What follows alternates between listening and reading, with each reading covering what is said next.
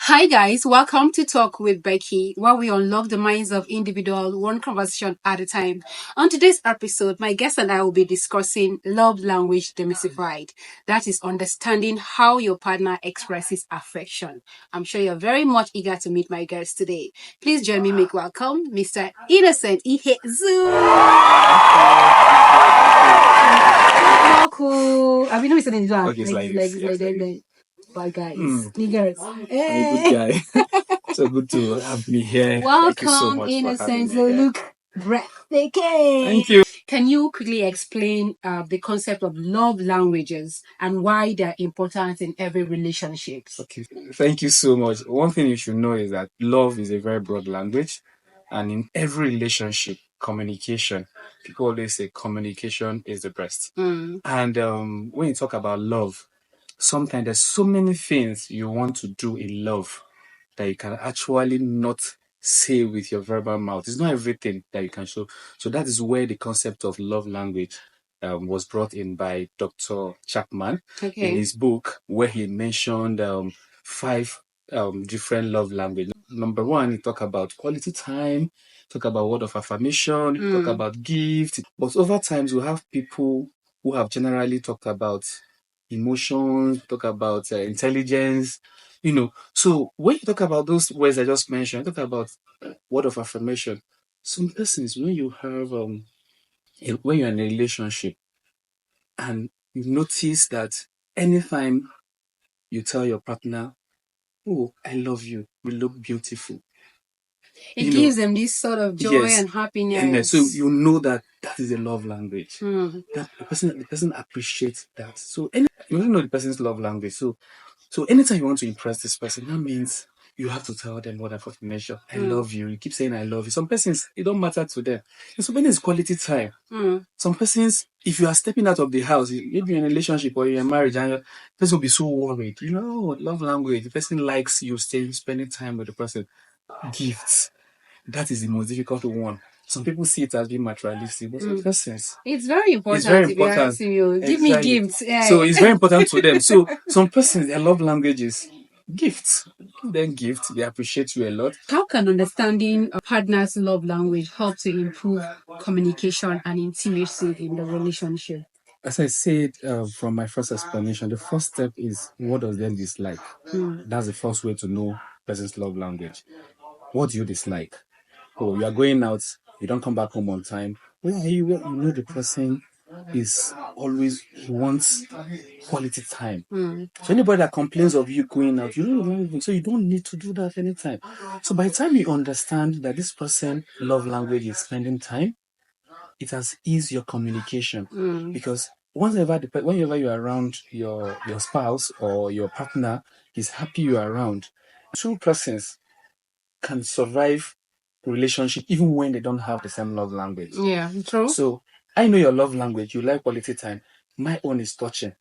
So you can see it's perfect. We're spending time and we're touching at the same time. So you can see how love language will actually enhance communication. And when both of you are having those love language and it's working well for you, everything works perfectly. Are there any common misconceptions about love languages that you would like to address? Yes. The most important one is the gifting. Okay. People have seen gifting as out of being materialistic.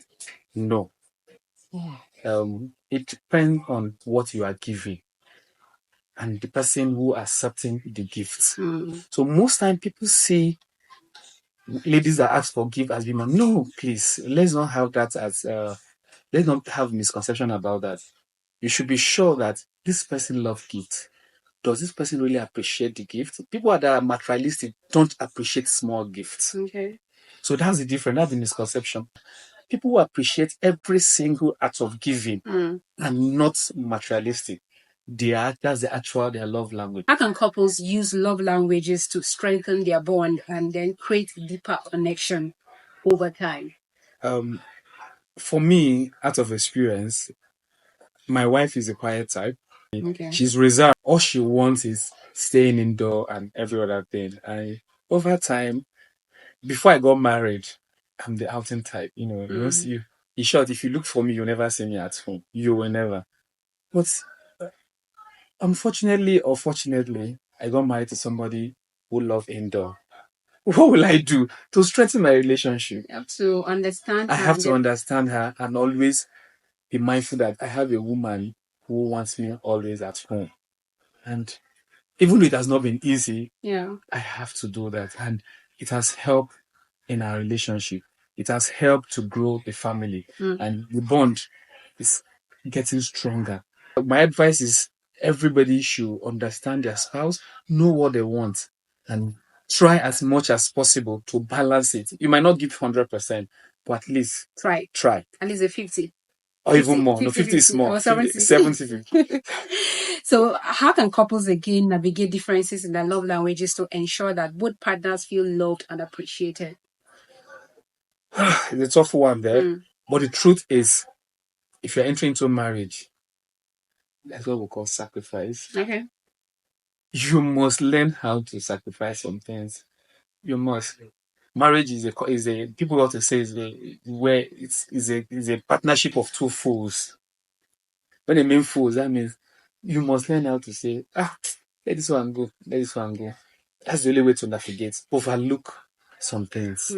Even when your love language is romance and romance and romance, but she's not giving that same vibes, and you try talking her into it, and no vibe is coming. It's not a one-day thing. It's gradually. It's gradually. You can start taking her out to where, it's very friendly, that she'll even be want to even jump on you. For instance, swimming.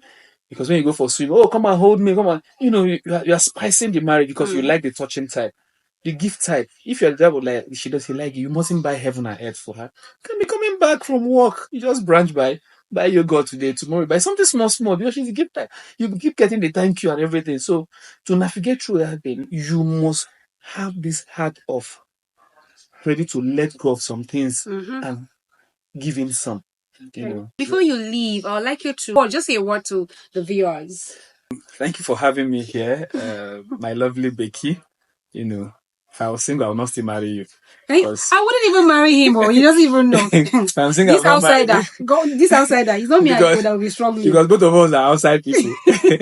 So what I'm saying is, in all, it's time for you to look at your spouse, your partner, and know what their love language is.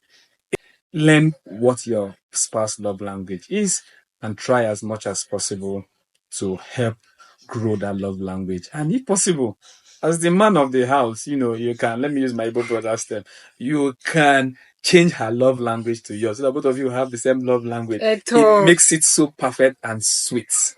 Thank you. Thank you again for coming. But before you go, I know you aren't expecting this part of the show. We have a ritual that we do here. Are you ready for that ritual? I don't know the ritual. Please. Okay. Whatever I bring out here is what you're going to do. Okay. Ta-da! Okay, ready? Please. You're going to be completing the primary school rhymes that I'll be reading out. I'll start it, then you complete it. I didn't go to primary school. Did you not go to primary school? Did you go to a nursery school? No. Solomon Grandi. Born on Monday, married on Tuesday, wed on Wednesday. What happened on Thursday? Are you asking me? Died on Saturday, something like that. Solomon Grandi. That is the end of Solomon Grandi. You're sure you got it? Maybe, but I know. Jack and Jill are up the hill. Is it that one? Oh, you go ahead now. You're asking me. You're in the game. Jack and Jill went up the hill. No, that's not what. Oh, yeah, say it. Say the Jack one. and Jill up the hill. God. For my hands. I can't remember. Oh, for him. He can't remember it from high school rhymes. Thank you so much, Innocent, for coming. It was a pleasure having you here. Thank you so much. And I hope that you will want to come again. No problem. If you're giving me free Zobolisha. Thank you guys. We've come to the end of another insightful episode on Talk with Becky.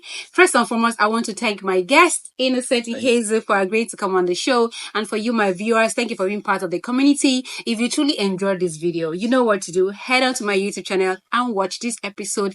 Give me a subscription and leave your comment. And I will see you again in my next video. Bye. Tell them bye. Thank you. Bye-bye.